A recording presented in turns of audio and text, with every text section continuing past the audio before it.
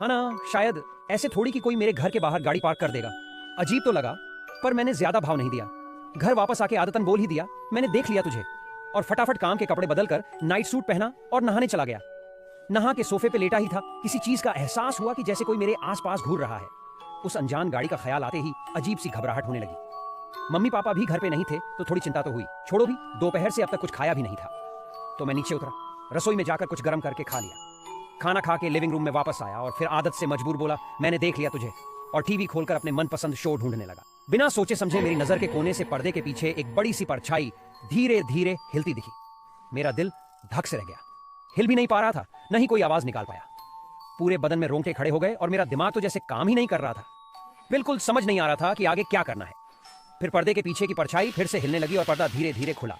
सामने काले कपड़े पहने एक आदमी खड़ा था, सिर एक तरफ टेढ़ा करके मुझे घूर रहा था। उसके चेहरे पर खून की प्यास साफ झलक रही थी, मुंह में खून भरा हुआ था जो धीरे धीरे टपक रहा था। अचानक उसने गहरी और भर्राई हुई आवाज में कहा, मैंने भी तुझे देख लिया है। फिर पता नहीं कहां से एक बड़ा चाकू निकाल के मुझे तान दिया। मैं तो बिना वक्त गवाए दौड़ पड़ा, वो भी तुरंत पीछे लग गया, छोड़े ही नहीं रहा था। मैं गेट तक पहुंचा, दरवाजा खोला और बिना पलटे भाग निकला। बाहर धुआंधार बारिश हो रही थी और अंधेरा सब तरफ छाया हुआ था। सिर्फ सड़क के उस पार घर में एक पड़ोसी पुलिस वाला था, तो मेरा सोचना पहली बात ये थी कि उसके पास मदद मांगने भागूं। भीगते हुए उसके घर के दरवाजे तक पहुंचा और जोर से खटखटाया। उंगलियों के जोड़ खून से लथपथ हो गए। घबरा कर पीछे मुड़ा तो देखा वो काला साया वाला आदमी बीच सड़क पर खड़ा है।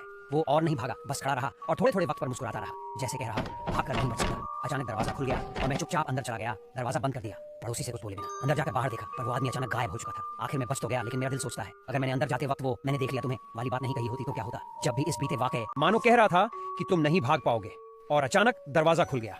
मैंने 2 पल भी बर्बाद न करते हुए अंदर कूद पड़ा और तुरंत दरवाजा बंद कर दिया।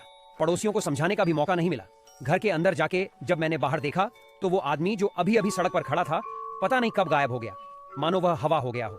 मैंने किसी तरह जान बचा ली। फिर मैं सोचता रहा कि अगर उस वक्त मैंने रूम में दाखिल होते हुए वो बात मैंने तुझे देख लिया नहीं कही होती तो क्या होता।